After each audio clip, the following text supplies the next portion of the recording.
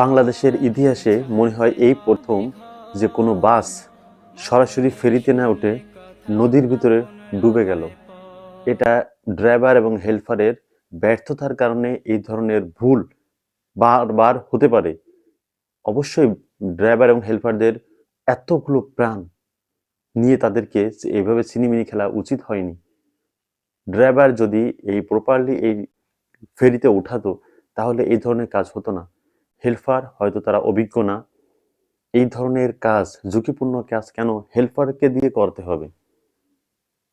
এতগুলো তাজা প্রাণ ঈদের ছুটিতে, যারা ঈদে বাড়িতে গিয়েছে হয়তো তারা ফ্যামিলি সহ গিয়েছে, যাদের ক্ষতি হয়েছে পুরো ফ্যামিলি সহ ক্ষতি হয়ে গেল। এই ঈদে কতগুলো দুর্ঘটনা ঘটলো, ট্রেন অ্যাক্সিডেন্ট ঘটলো, অনেক লোক মারা গেছে ট্রেন অ্যাক্সিডেন্টে, এই বাস অ্যাক্সিডেন্টে একই অবস্থা, পুরো বাস সহ নদীতে, পদ্মা নদীতে ডুবে গেল। এই যে মানব সম্পদের ক্ষতি, তাদের ফ্যামিলিতে কি হবে? যাদের ফ্যামিলিতে একজন কর্মক্ষম ছিল হয়তো মারা গেল, তাদের ফ্যামিলিতে বর্তমানে কি অবস্থা হবে?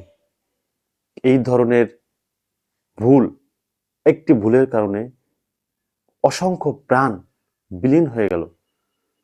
আমাদেরকে আরো ভালোভাবে বুঝে শুনে গাড়ি চালাতে হবে এবং কাজ করতে হবে।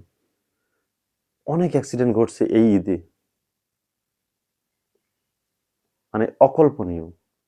অনেকে হয়তো বাইক নিয়ে যাননি তেল না পাওয়ার কারণে, তারাও বাসে গিয়েছেন, এবং যারা তেলের জন্য লাইনে দাঁড়াচ্ছেন তারাও হাহাকার করছেন, তেল পাচ্ছেন না। পুরো অরাজকতায় ভরপুর হয়ে গেছে এই ঈদের ছুটি। এই ঈদের ছুটি মানে পুরো নেশাকার অবস্থা। 2 লিটার তেলের জন্য যদি আপনাকে 2 ঘন্টা বা 3 ঘন্টা সিরিয়ালে দাঁড়াতে হয়, দাঁড়িয়ে আপনাকে তেল নিতে হচ্ছে, এটা কতটা অমানবিক।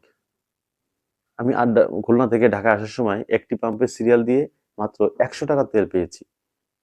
মাত্র 100 টাকা। ঢাকায় আসতে হলে এই কতগুলো পাম্পে আমাকে দাঁড়াতে হয়েছে এবং তেলের জন্য অপেক্ষা করতে হয়েছে। এটা আসলেই মেনে নেওয়া যায় না, এই ধরনের অমানবিক কার্যক্রম। আবার সরকার পক্ষ থেকে বলছে যে তেলের কোনো সমস্যা নাই।